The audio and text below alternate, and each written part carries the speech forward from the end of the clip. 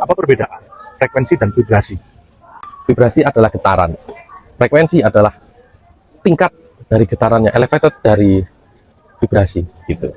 Dalam bukunya David Hawkins, Power versus Force, itu ada tingkatan-tingkatan frekuensi dari emosi.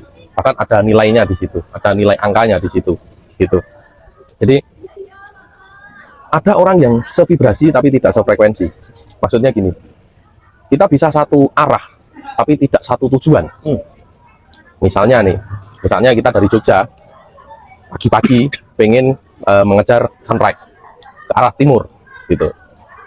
Itu namanya kita sevibrasi, satu arah, ya kan? Tapi ketika tidak sefrekuensi, nanti sampai ke persimpangan di daerah, mungkin daerah Sidoarjo begitu, yang satu bilang kayaknya ke arah kiri nih, ke arah Surabaya, tapi yang satu bilang kayaknya masih lurus ke arah Banyuwangi atau bukan ke arah Bali gitu. Jadi kita hanya satu arah tapi tidak satu tujuan. Nah, dalam satu circle itu biasanya kita itu bergetar di vibrasi ataupun di frekuensi yang sama. Kalau yang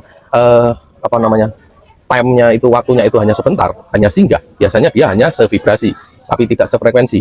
Kalaupun sefrekuensi pun juga hanya sementara karena mereka sedang satu frekuensi di situ gitu.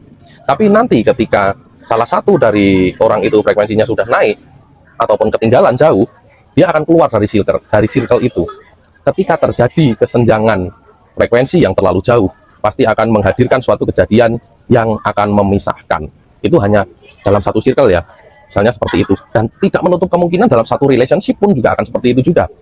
Sama seperti hubungan pacaran ataupun hubungan rumah tangga gitu. Pasti akan hadir satu kejadian yang akan menjauhkan, yang akan memisahkan gitu. Misalnya nih, kita dalam satu circle, kita itu punya luka yang sama, punya satu pencarian yang sama. Ketika salah satu itu sudah menemukan apa yang dia cari, dia pasti akan naik level gitu. Dan ketika naik level, dia akan keluar dari satu circle, habis itu dia akan ganti dengan circle yang lain yang tingkatan frekuensinya sama gitu.